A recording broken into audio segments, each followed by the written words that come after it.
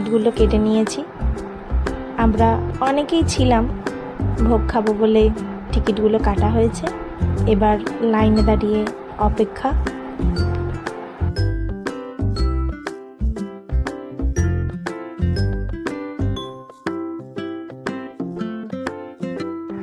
বিশ্বাস করুন, কত হাজারে হাজারে মানুষ তো প্রতিদিন খাচ্ছে এখানে মায়ের ভোগ, কিন্তু একটুও কোনো রকম উচ্ছৃঙ্খলতা নেই। মানুষের মধ্যে কোনো রকম রেষারেষি নেই যে আমি আগে বসবো। সবাই জানে সময়ে সবাই ভোগটা পেয়ে যাবে। সবার প্রথমে দিয়ে দিয়েছিল একটা করে পাতা, তারপরে গ্লাস, তারপরে প্রথমেই এসেছিল কুমড়ি, বেসন দিয়ে কুমড়ো দিয়ে ওই ভাজা মতন একটা, আর তারপরে আসছে মায়ের মেন প্রসাদ আর কি, যেটাকে বলে পোলাও।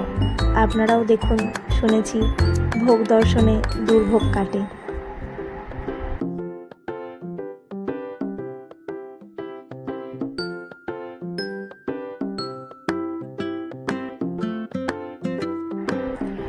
তারপরে এলো অন্নভোগ, ভাত আর কি।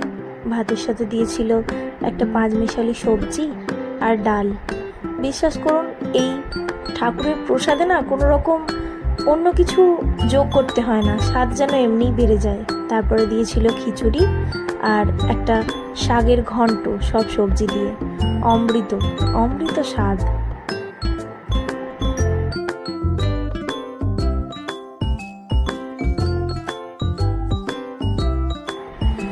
তারপরে এসেছিল আমের চাটনি, এই গরমে তৃপ্তি দেয় যেটা, ওই আমের ঝোল টাইপের।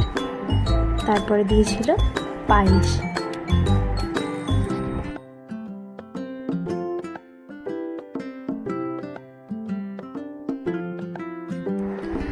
গ্রীষ্মের দাবানল যা দাপট দেখাচ্ছে, এখানে এক বৃদ্ধা মানুষ, তিনি হাঁটতে পারছিলেন না, তাই ভাই তাকে জল এনে দিল।